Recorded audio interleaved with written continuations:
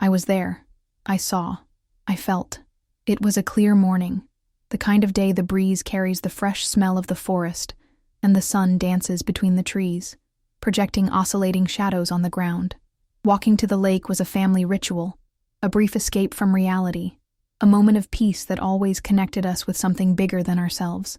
The sound of birds and the rustle of leaves created a soft symphony, contributing to the illusion that the world was a safe and predictable place. He departed first, excited as always, carrying his blue backpack with the determination of an explorer in search of new lands. I stayed behind, getting some things, knowing that I would reach him soon. Walking was something we had done together for years, and we knew every curve and every stone of the way. It was a trail that had welcomed us countless times, an old friend who had never preached us pieces. When I finally started walking, the floor was covered with a newlywed leaf rug, the moisture of the night still present in them, exhaling a terraceous scent that was both comforting and nostalgic. My mind wandered quietly between thoughts, without haste, without anticipating what was coming. The peace of the moment was so tangible that it seemed impossible that something could disturb it. So when it became a family curve, my reality changed. In the middle of the trail, between wet leaves and broken branches, I saw something blue on the floor, his backpack, stopped there, as if it were an extension of the soil itself, an anomaly that should not be there. The vision of the backpack stopped me, my heart jumped a beat, and for a moment everything around me seemed to silence, as if the forest itself was holding its breath. I approached slowly, almost hesitantly, as if the simple act of playing that object could trigger a series of inevitable events. The backpack was cold, moist, as if it had spent the whole night there, but he had left less than an hour ago. This incongruity hit me like a warning, a red flag shift furiously inside my mind. I knelt beside the backpack, my fixed and suspicious gaze. I slowly opened the zipper, my fingers shaking slightly as I was looking for clues, for anything that could tell me what had happened. Inside, everything seemed normal, intact, as if he had simply left her behind for a moment, but I knew it made no sense. He never separated from his backpack. It was an extension of him, containing everything he needed for our adventures. His absence, the presence changes from that backpack, created a void in me, a feeling that something was terribly wrong. I called for him, my voice echoing down the trail. I searched, I called, I waited, but all I received in response was the silence of the forest, a silence that seemed to mock my growing concern. The certainty that something was out of place grew in me, getting in my chest like vines, squeezing, choking. At that moment, I understood that the walk to the lake would no longer be just a ritual of peace. Something had broken. A truth was lurking, waiting to be unraveled. I was there. I saw. I felt. And so the search began, not just for him, but for the truth that hid in the forest, between shadows and mysteries. Ethan never delayed. I was there. I saw. I felt. It was a trace of him that everyone who knew him well knew. That Sunday he was especially excited. There was something about the fresh morning air that motivated him, that made him want to explore, even if the terrain was already familiar. He left in front as usual, and I got behind, taking care of some details, not imagining that this would be the last time he would see him like that, with his blue backpack swinging on his back.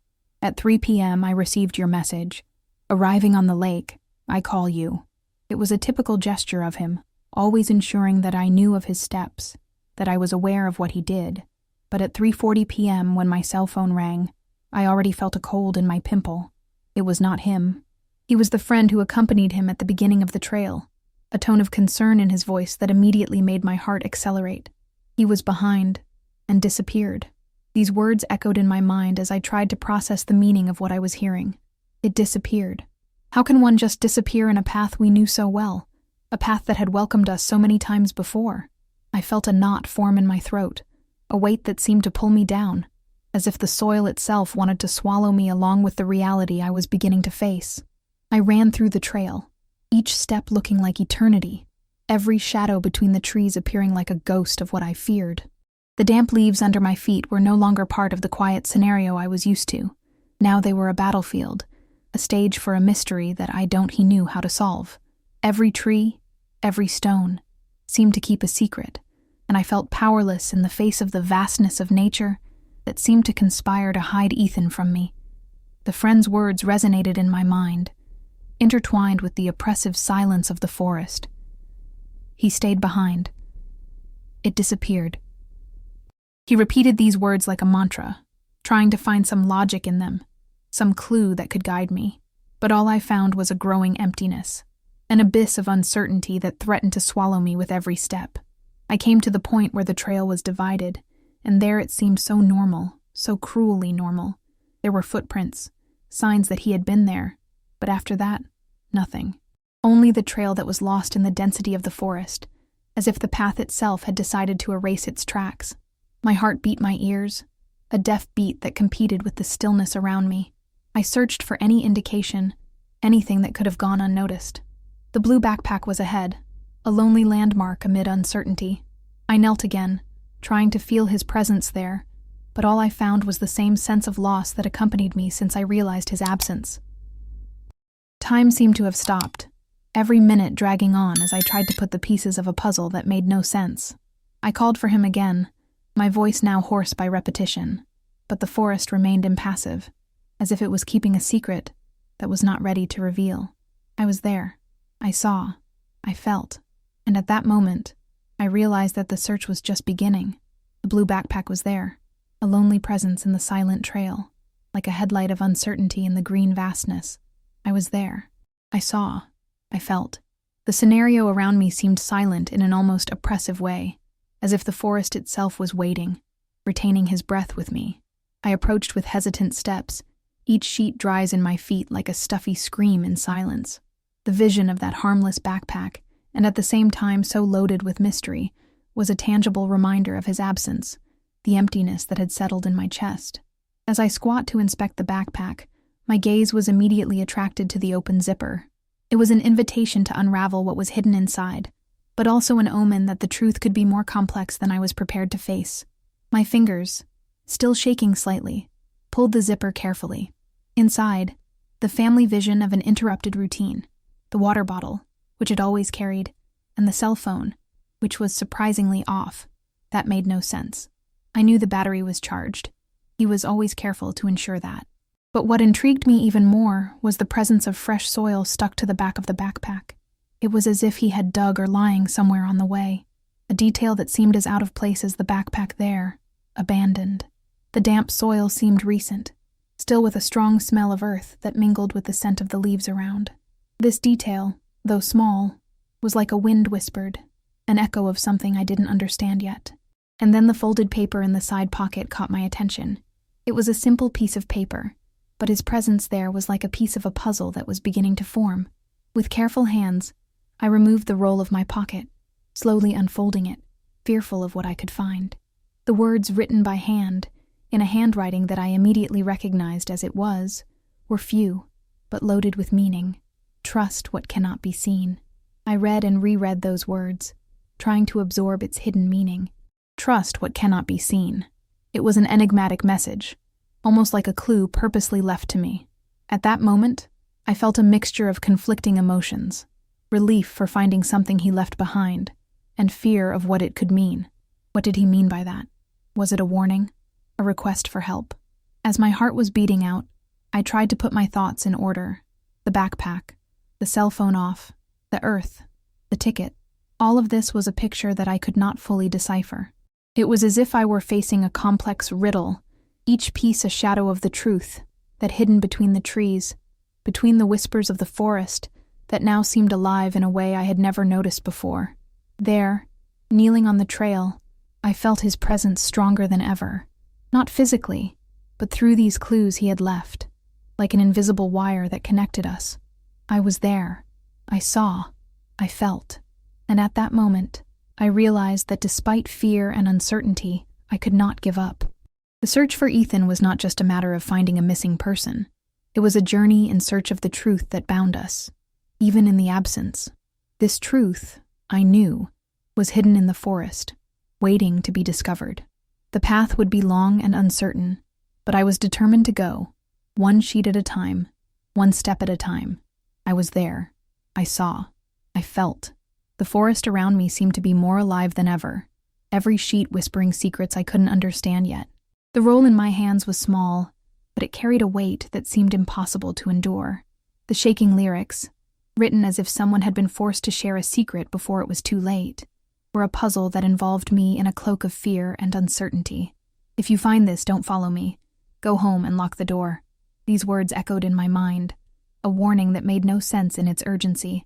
I tried to imagine Ethan, sitting in the forest, writing these words in a hurry, perhaps looking over his shoulder, fearing being discovered. What could have led you to leave such alarming message? What did he know, or what he saw, that made him write that? I looked around. The green vastness seemed to close around me, every tree a silent sentinel of the mystery that now surrounded me. The wind, which was once a soft breeze, now seemed to carry a sharp cold, a constant memory that I was alone there, facing something my mind was still trying to sue. The shadows danced under the trees, as if they were shadowy figures lurking, observing every movement of mine. The feeling of being observed was almost palpable, an invisible presence that made the hair on my neck shiver. I needed to decide what to do. Instinct told me to follow the instructions on paper, to withdraw and ensure my safety. But the idea of leaving Ethan, not trying to understand what was happening, was unbearable. I was divided between logic and emotion, between the need to protect it and the need to protect myself. The note was clear, but the heart insisted on ignoring it, seeking what was beyond the words, what was hidden between the lines. As I pondered, the distant sound of a breaking branch made me freeze. My heart fired, and for a moment, the whole world around me seemed to be quiet, as if even the forest was waiting for my reaction. I turned toward the sound, my eyes trying to pierce the veil of shadows that thickened between the trees. But there was nothing, just the emptiness, just the incessant dance of the leaves. At that moment I realized that the forest kept more than just silence. She hid a truth that was still out of my reach, a secret that seemed to be pulsed under the calm surface like a heart beating in an unknown rhythm. It was as if nature itself conspired to keep Ethan hidden, to protect whatever he had discovered. Despite the fear that grew within me, a silent determination began to form. I knew I couldn't just leave, not as long as there was a chance, however small, to bring it back. The backpack, the ticket, the mysterious sound. All this was part of a puzzle I had to solve. I was there. I saw. I felt. And despite everything, I was not ready to give up. With the ticket still firm in my hands, I decided that my search would not end there. I needed to understand. I needed to find Ethan. Whatever was lurking in the forest, I would face. It was a silent promise I made to myself, a promise not to abandon hope, not to abandon who I loved. As I prepared to move on, I took one last look at the paper, keeping it in my pocket carefully. His words, despite his warning, were now a reminder of his presence, an anchor amid chaos. And so, with the forest around me and the mystery in front of me, I took another step on the trail, determined to find the truth that the forest hid. I returned home as he asked. I was there. I saw. I felt. The words on paper still echoed in my mind, a constant reminder of the warning he left. But the night was relentless. The silence of the house, once a refuge of comfort, now seemed an abyss of uncertainty and fear. Each shadow in the room seemed to extend, stretch, as if trying to get involved in a cold and uncomfortable hug, whispering doubts that I could not ignore. I tried to distract myself, but the image of Ethan and the blue backpack did not disappear from my mind. I needed to do something. I called him dozens of times, hope fading with every touch with no response. The monotonous tone of the unsweeted call was a sound that I couldn't stand, a cruel reminder that he was not there to answer. Each time he dials his number, a small part of me expected him to somehow meet, that everything does not a sassel of a nightmare from which I would wake up. But the silence on the other side continued, an echo of loneliness that seemed to extend throughout the space around me. In desperation, I called the police.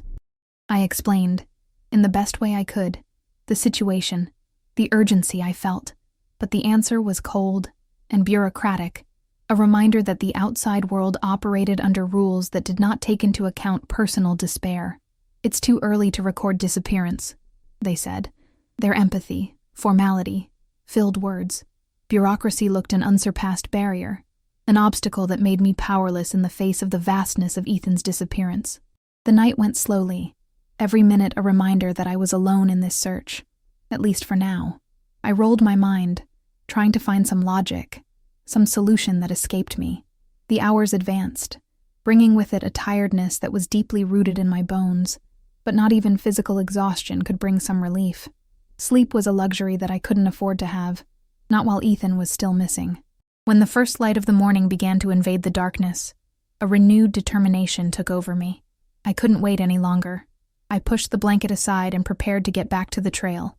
The ticket was still with me, carefully stored, a tangible memory that I needed to continue.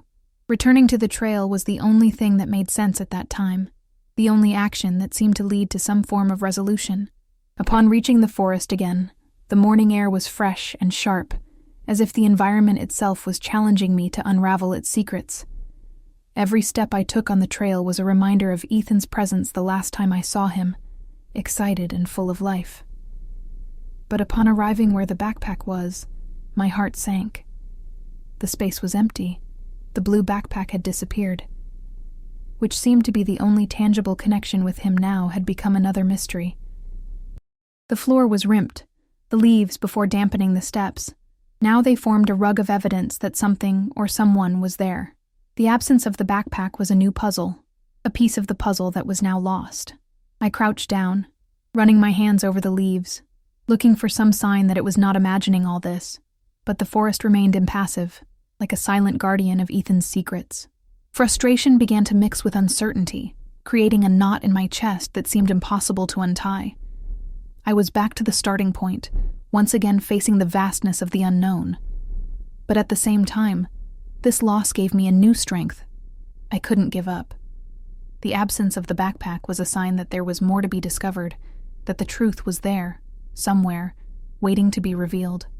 I was there. I saw. I felt. And despite the challenges, I knew I wasn't really alone.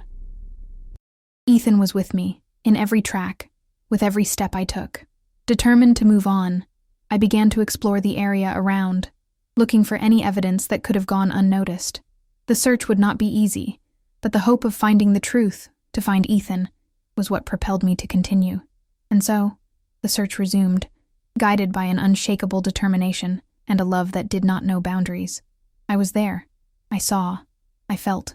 The words of the lady resonate in my ears like a distant thunder, a revelation that made the floor under my feet shake. She was a forest neighbor, someone I barely knew, but now she became a crucial piece in the puzzle I was desperate to assemble. His description was clear. A boy with a blue backpack, followed by two men from dark coats. The mental image his words evoked was vivid and frightening, like a shadow that extended over the trail I knew so well. Listening to his report, a mixture of emotions took over me. Anger and fear intertwined like snakes in my mind, each trying to master the other. Who were those men? What did they want with Ethan?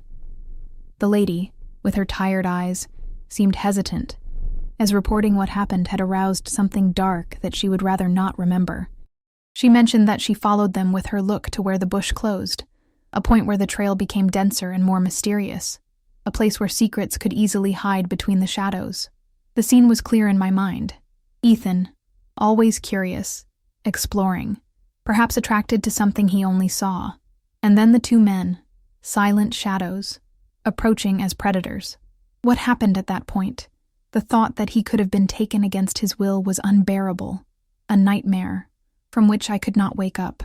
You continued your report, mentioning that you saw the men return alone, their expressions fetch-pressed and hurried, as if they wanted to erase any trail of their presence.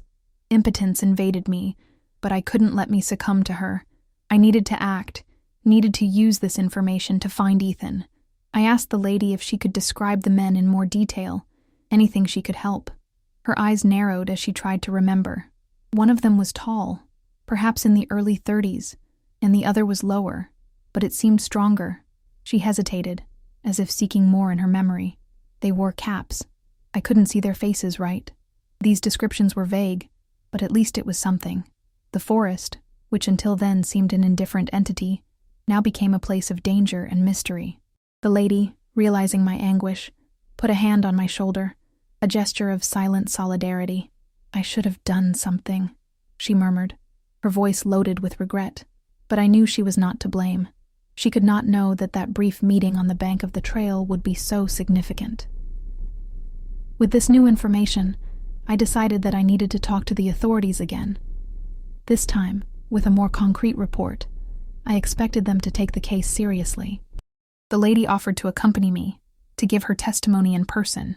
His courage, even late, was a radius of hope amid the darkness he threatened to get involved. Together we returned down the trail to the nearest police station, each step echoing in my mind as a reminder that time was essential. On the way, my mind worked fervently, trying to unite the pieces of what I knew. The missing backpack, the men of coat, Ethan's warning to trust what could not be seen. Every detail seemed to fit into a larger picture, an invisible conspiracy that unfolded between the trees and the shadows. As we walked, I thought of Ethan, his courage and curiosity, qualities that could now have led to his disappearance. Finally, we arrived at the police station. The place was small, almost insignificant, but to me, it represented a new hope. You told your story accurately as I eagerly waited, my heart by beating. The police listened carefully this time, their expressions becoming more serious as the report progressed. It was a step in the right direction, a sign that perhaps, finally, something could be done. I was there. I saw. I felt. And at that moment I realized that, even in the face of so many uncertainties, the search for Ethan gained a new breath. With the help of the lady and the promise of investigation by the authorities, I felt that she was no longer alone on this journey. There was a new determination in my chest, a renewed commitment to bring Ethan back. And so the search continued, an invisible trail that I was determined to follow to the end. I was there. I saw. I felt. When the warning of my phone sounded, a feeling of dread took over me. 2 days had passed since the lady had given her statement to the police, and the hope of finding Ethan seemed to oscillate between reality and a distant dream. The agents promised to investigate, but time dragged on, and silence became unbearable. Thus, when the message of an unknown number appeared on the screen, my heart stopped for a brief moment, hesitating between fear and hope. With trembling hands, I touched the audio file. His voice, even if low and muffled, was unmistakable. Ethan. He was still out there, and every word of his was an anchor that pulled me closer to the truth. They are taking me. It's not what you think. Don't look. Please. These words, repeated in my mind, created a whirlwind of emotions. There was so much fear, so much despair, and yet a strange sense of tranquility in his voice, as if he had accepted something that still completely escaped me. In the background, the sound of running water was almost hypnotizing, a constant murmur that seemed to echo from some deep and unknown place. It was as if an underground current were whispering secrets that only Ethan could hear. And then the metallic sound of a door closing, sharp and end, as an exclamation point in the midst of uncertainty. That sound reverberated in the silence of my room, a disturbing reminder that Ethan was involved in something much bigger than I could imagine. I was sitting there, fixed eyes on the phone, trying to absorb the weight of the message. What did he mean by, "It's not what you think"? What truth had he discovered that he made him ask me not to look for him? The sense of impotence began to drag on me, but along with her, a silent determination also arose. I could not simply obey his request. Not when he was in danger, not when there was so much at stake. I reproduced the audio countless times, each repetition one tries desperate of capturing something that could have gone unnoticed. I searched for any change in intonation, any hesitation in his voice that could suggest what he really wanted. But each time the words were the same. The message remained enigmatic and painful. I closed my eyes, trying to see Ethan, trying to understand what he was facing. The sound of running water intrigued me. Would it be a river, a waterfall, or maybe even some kind of installation he had been taken? The metallic sound of the door, on the other hand, made me imagine a closed place, perhaps a makeshift imprisonment. My heart was hitting, as my mind was trying to create a map from sounds and assumptions. The fear that he was somewhere remote, far from the reach of any help, began to root. I decided I needed to share the recording with the police. It was a track, however small, that could not be ignored, but I also knew I needed to be cautious. I couldn't let the news spread and alert those with Ethan. It was a dangerous game, and each movement needed to be carefully planned. However, the sound of the water and the door continued to echo in my mind, an incessant soundtrack to the mystery surrounding Ethan's disappearance. I took the phone and called the detective that was taking care of the case. I explained the situation, each word a fight against panic that threatened to overflow. He promised to analyze the audio, see if there was any frequency or detail that could be isolated to identify the location. It was a thread of hope, a reminder that I was not alone in this desperate search. While waiting for the police response, I tried to keep my mind busy. I wrote every detail of the recording, created lists of possible places that could correspond to the sound of the water, trying to draw a plan that would take me closer to Ethan. With each passing day, the determination grew, fed both by fear and love. I was there. I saw. I felt. And nothing, not even Ethan's desperate request, would make me give up on finding him. The recording, even in its brevity, was an invisible bond that kept us connected, a memory that he was still fighting, was still trying. And as long as there was a chance, however small, I would continue the search, guided by his voice, the sound of the water, and the love that united us. I knew the way ahead would be challenging, but I was prepared to face it one step at a time, until the truth finally came to light. I was there. I saw. I felt. At that moment, the dawn looked like a faint veil between reality and the dream. The sound of the knock on the door was soft, almost a whisper in the silence that filled the house. I got up, each step an echo in the cold wood on the floor, with a mixture of expectation and fear shaking inside me. When I opened the door, the night air entered as a cold breath, carrying the impossible image of the blue backpack resting in the threshold. For a moment, everything stopped. Time, breathing, the world itself seemed suspended, centered on that surreal view. The backpack was there, like a ghost of the recent past, carrying the weight of a mystery that had not yet been unraveled.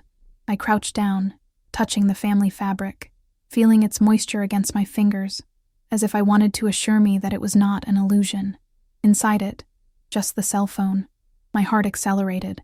It was like holding a key that could unlock the deepest secrets of Ethan's disappearance. With trembling hands, I turned on the device, and the screen illuminated with the familiarity of a home I hadn't seen for days.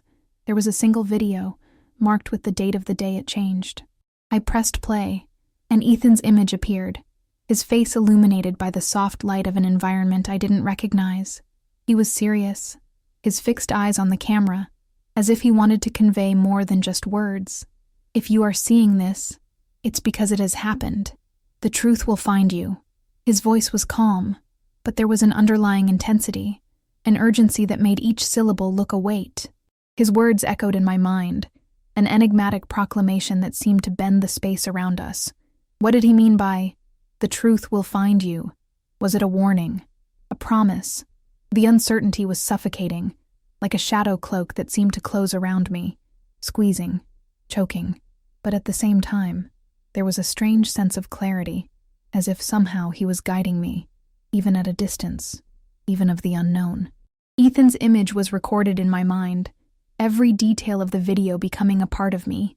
The determination in his eyes, the serenity in his voice, seemed to conspire to give me strength, to remind me that regardless of what happened, I was not alone.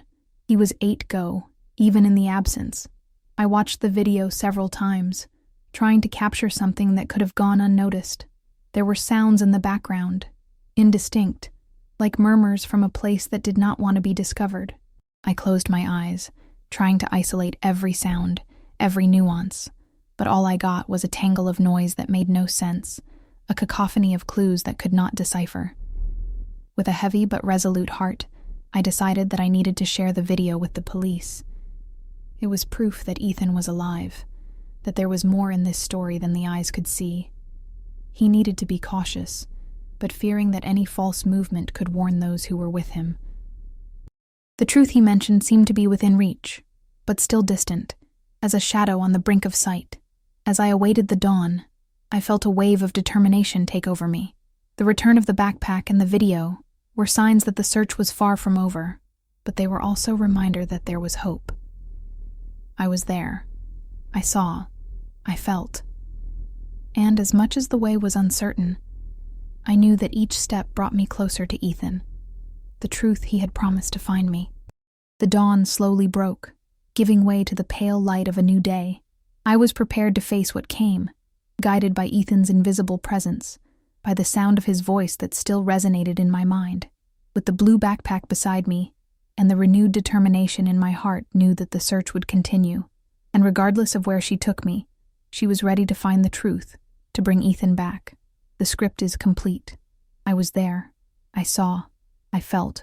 The paper rested in the back seat of the car, a spectrum of the past that returned to haunt the gift. The original phrase, "Trust what cannot be seen," was already disturbing enough, an enigmatic Ethan track that had fueled my incessant search. But now, there was something more, something that made my heart stop for a moment. "It's after you." These words, written with the same shaking handout, were like a direct whisper in my ear, loaded with an urgency that could not be ignored. The thrust of turning was instantaneous, an almost visceral reaction. My eyes swept the space behind me, but all I found was the emptiness of the parking lot, illuminated only by the cold light of the posts that cast long and restless shadows. The world around me seemed to have stopped, every sound drowned out of the growing pressure in my ears. And then came the tinnitus, a murmur of running water, a sound that seemed to emerge from the silence itself, growing until the air around me. There were no rivers. There were no waterfalls. I was in the city center, surrounded by concrete and asphalt, where the presence of running water was as unlikely as the message itself on paper. But the sound persisted, an ethereal melody that seemed to be pulsate with a life of its own, as if the city itself was whispering ancestral secrets that only now began to surface.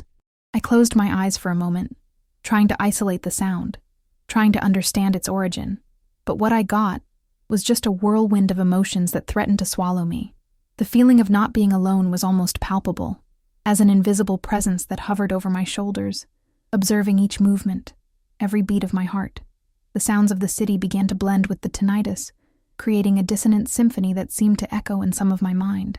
I tried to remember everything Ethan had told me, all the clues he had left.